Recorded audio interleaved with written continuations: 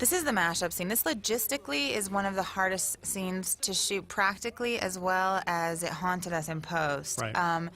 It's kind of several songs mixed together, and right here it's two kind of contemporary hip-hop songs, which is Jay Mills that you're hearing now, and then it goes to a Mashonda track.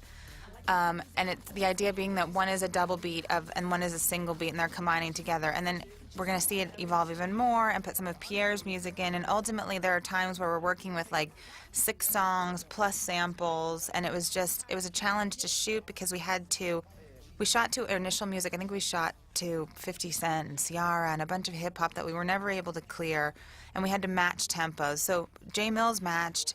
And the Mashonda track we created, actually, to match the tempo that we shot to, because that was non-negotiable. We couldn't fudge that in the edit at all. And Elijah back then was dancing to a click track, basically just beats per minute, I think 60 and 120. And then we found an amazing mashup artist, Grant McSleazy in Scotland, who was working day and night, combining, I don't know how many versions of this scene he did. It had to have been 30, 40, 50. Yeah, because he's combining all these, it has to work visually, and then we get word back from the lawyers saying, you know, we can't clear this, this, and this, and we would give him the bad news, and he would just go at it again. And then we'd have to recut the picture. It's really a back and forth. Talk about a tennis match. You know, Grant would do something, Angie Rubin would cut it down, I'd put it up against picture, we'd lengthen or shorten the scene accordingly. It was continually in motion, this scene, and kept working on it, and thank God it came out. It was a really, really difficult scene to do. As you can see, there's dialogue throughout it.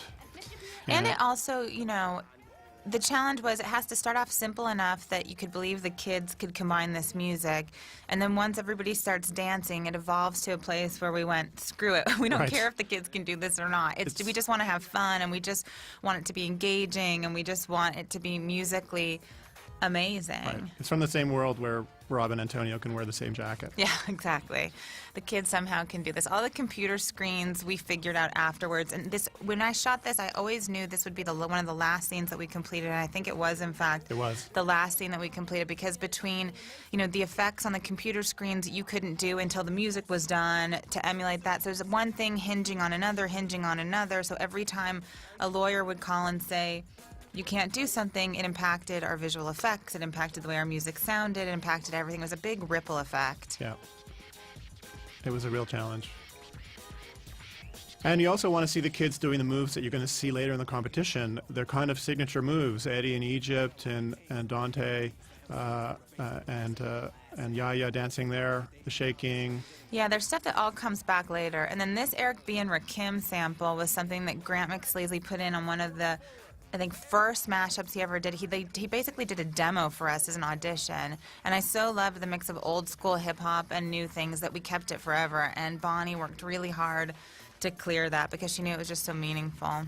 If you really pay attention, you'll see Antonio's shoes change in that scene. And you'll see, boom, Lorette almost knocks that girl right in the face right there as she spins around.